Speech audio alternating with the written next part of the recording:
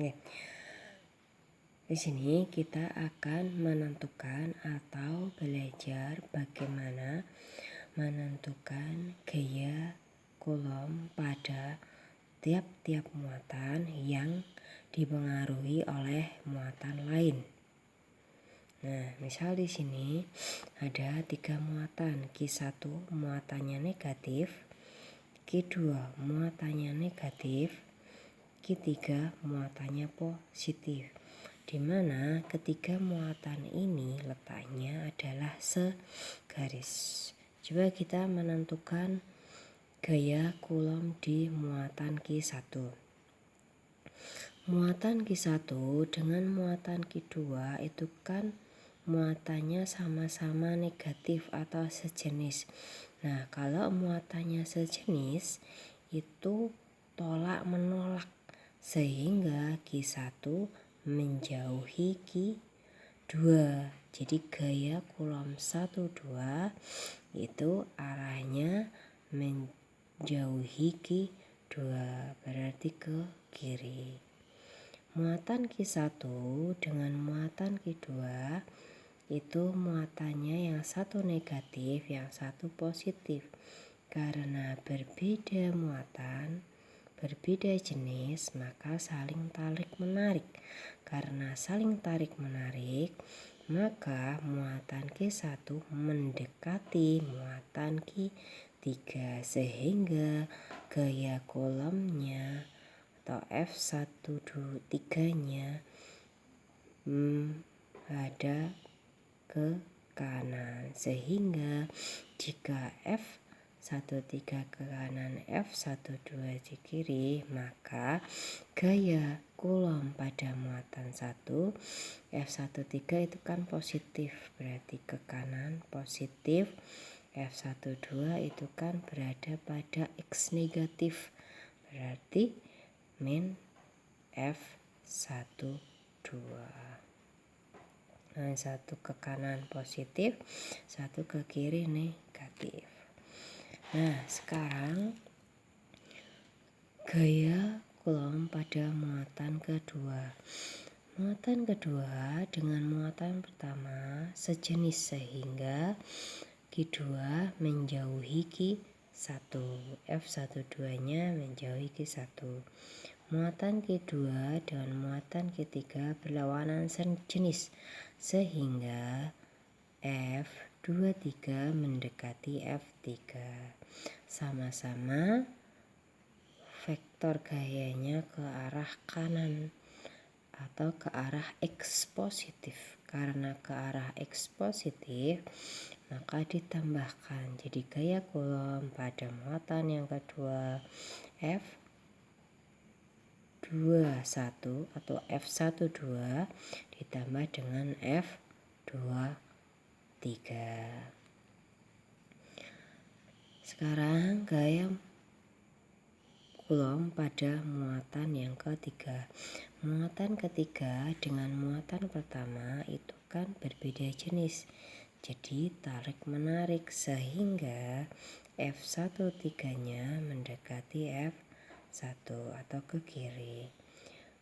Muatan Q3 positif, muatan Q2 negatif sehingga muatan Q3 mendekati Q2 atau F23 atau F32 mendekati muatan 2 sehingga sama-sama gaya Coulomb F13 dan F23 itu mendekat ke X negatif sehingga gaya Coulomb di muatan 3 itu minnya kita keluarkan. Jadi F13 ditambah F23 atau ditulis minus-minus semua juga boleh. Min F13 ditambah F23. Nilainya sama, 31, 13 nilainya sama. Oke, itu pada garis lurus atau muatan yang sejajar. Nah, bagaimana dengan muatan yang membentuk segitiga? Nah, Di sini ada muatan Q1, muatan Q2, muatan Q3. Muatan Q1 positif, muatan Q2 negatif, dan muatan Q3 positif. Coba perhatikan muatan Q1. Muatan Q1 positif, muatan Q2 negatif, sehingga karena berlawanan jenis Q1 mendekati Q2. Jadi gaya F12 mendekati Q2. Q1 dengan Q3 sama-sama positif sehingga F13-nya menjauhi muatan 3. Sehingga kalau segitiga sama sisi itu kan sudutnya 60. Kalau sudut berpelurus itu kan 180. Jadi kalau di sini 60, maka ini 120. Sehingga gaya Coulomb di Q1 itu sama dengan akar F12 dikuadratkan ditambah F13 dikuadratkan ditambah dengan 2F12 dikali dengan F13 cos 120 derajat atau sudut antara gaya 12 dan gaya 13. Coba kita lihat pada muatan yang kedua. Muatan kedua negatif, muatan pertama positif, sehingga karena berbeda jenis F21-nya mendekati F1. Muatan F2 dan muatan F3 berbeda jenis sehingga F23-nya mendekati muatan 3. Sudut antara F21 dan F23 itu 60 derajat. Karena segitiga sama sisi. Sama rumusnya dengan yang atas, yaitu akar F21 kuadrat ditambah F23 kuadrat ditambah 2F21 F23 cos 60 derajat. Untuk muatan yang ketiga, muatannya positif dipengaruhi oleh muatan Q2 negatif. Karena berbeda jenis, jadi muatan ketiga menuju ke muatan Q2. Jadi gaya F32-nya menuju muatan kedua. Q3 dengan Q1 sama-sama positif. Jadi gaya Coulombnya menjauhi Q1. Sudutnya 120 derajat. Kenapa? Karena sudut segitiga sama sisi di sini kan 60 derajat. Kalau di sini 60, kalau sudut berpelurus itu kan nilainya 180. Ini nilainya 180. Jadi kalau ini sudah 60, berarti ini 120. Sehingga tinggal ditambahkan gaya Coulomb di muatan 3, akar F32 dikuadratkan ditambah dengan F31 dikuadratkan ditambah 2F31 dikali F31 cos 120 derajat.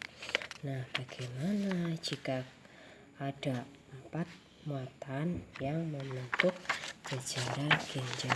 Nah, untuk menentukan gaya Coulombnya itu kita menggunakan analisis vektor X dan Y. Di sini ada muatan 1, muatan 2, muatan 3, dan muatan 4. Muatan 1 itu muatannya negatif. Q1 kita tulis minus. Muatan Q2 juga negatif. Muatan Q3 positif. Muatan Q4 positif. Nah, muatan negatif Q1 dengan muatan negatif Q2 karena sejenis, berarti gaya Coulombnya yang ada di Q1 itu menjauhi Q2. Muatan muatan Q1 negatif dengan muatan Q4 berbeda jenis, berarti gaya Coulombnya mendekati Q4 atau F14 mendekati Q4. Q1 dipengaruhi oleh Q3 berbeda jenis, berarti gaya Coulombnya mendekati Q3. Nah, di sini ada 3 vektor. Nah, kalau 3 vektor seperti ini, kita harus menggunakan analisis vektor ke dalam sumbu X dan sumbu Y. Nah, kalau kita tuang ke dalam sumbu X dan sumbu Y, ini Q1-nya, ini F12, ini F14, ini F13. Nah, 3 vektor yang F14 itu kan sudah dibawa ke sumbu X, berarti sudah tidak kita urai. Nah, yang kita urai yang ada di F12. F12 kita bawa ke sumbu X, jadi F12X. F12 kita bawa ke sumbu Y, jadinya F12Y. F13 di bawah kita bawa ke sumbu X, F13X. F dibawa ke sumbu Y, berarti F13Y. Nah, baru kita tambahkan sumbu-sumbu pada X dan Y. Pada sumbu X ada 3 vektor, pada sumbu Y ada 2 vektor. Jadi Fx-nya F14 atau ditambah dengan F13X ditambah dengan F12X. Di sini adalah nilainya X positif. Untuk Fy yang ke atas positif, yang ke bawah negatif, jadinya F12Y dikurangi F13Y. Untuk resultannya itu sama dengan akar Fx kuadrat ditambah Fy kuadrat. Nah, bagaimana dengan yang Q2? Muatan Q2 dengan muatan Q1 sama-sama minus, jadi tolak menolak. Jadi gaya Coulombnya menjauhi muatan Q2. Q2 dengan Q3, yang satu negatif, yang satu positif, jadi gaya Coulombnya mendekati Q3. Q2 dengan Q4 itu berlawanan jenis, jadi gaya Coulombnya mendekati Q4. Jadi kalau kita tuang ke dalam koordinat X dan Y, ini Q2 vektor 24, vektor 23, dan vektor 21. Vektor 23 atau gaya 23 itu sudah pada sumbu X. Gaya 24, gaya kelang 24 dibawa ke sumbu X namanya F24X. Dibawa ke sumbu Y namanya F24Y. Untuk F21 dibawa ke sumbu Y F21Y.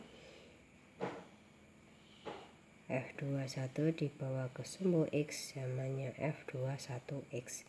Nah, pada sumbu X ada 3 vektor, yang 2 positif, yang 1 negatif. Jadinya Fx-nya itu F2X, ini F2X ditambah F24X, F24X dikurangi F21X, ini X negatif, jadi minus F21X.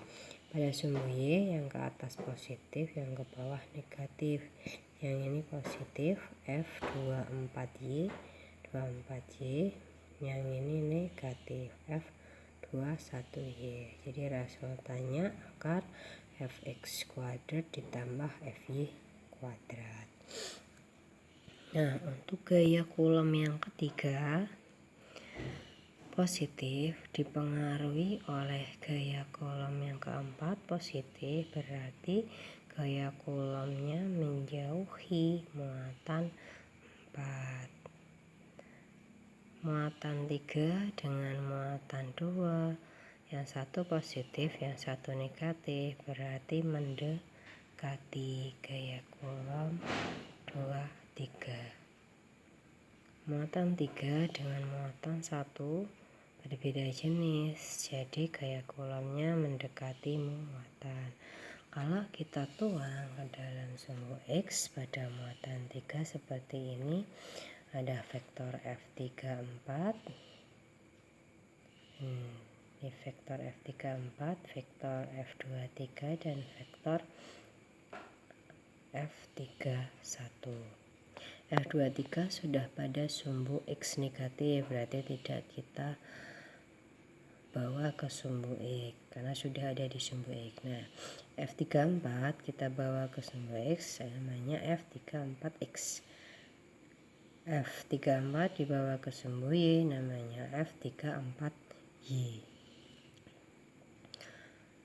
F31 dibawa ke sumbu X, namanya F31X. F31 dibawa ke sumbu Y, namanya F31Y. Pada sumbu X itu ada 3 vektor, pada sumbu Y ada 2 vektor. Jadi Fx di sini kan X negatif, jadinya min F2X dikurangi min F34X dikurangi min 31X. Untuk Fy-nya yang ke atas dulu yang positif, jadi F31Y dikurangi F34Y. Untuk resultannya pun rumusnya juga sama, yaitu R sama dengan akar Fx dikuadratkan ditambah dengan Fy dikuadratkan. Pada muatan keempat, Q4 dengan Q1 berbeda jenis, jadi gaya Coulombnya mendekati Q1. Q4 dengan Q3 sama jenisnya, sama-sama positif, berarti gaya Coulombnya menjauhi Q3.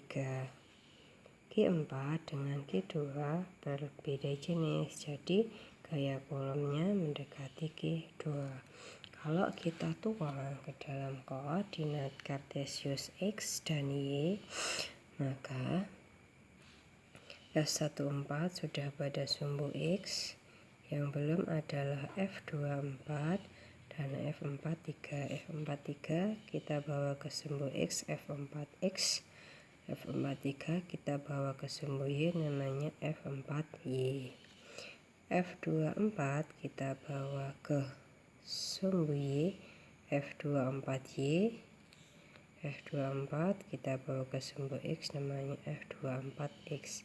Jadi pada sumbu X ada 3 vektor, yang satu positif, yang 2 negatif, jadinya Fx sama dengan F43X dikurangi F24X dikurangi F14.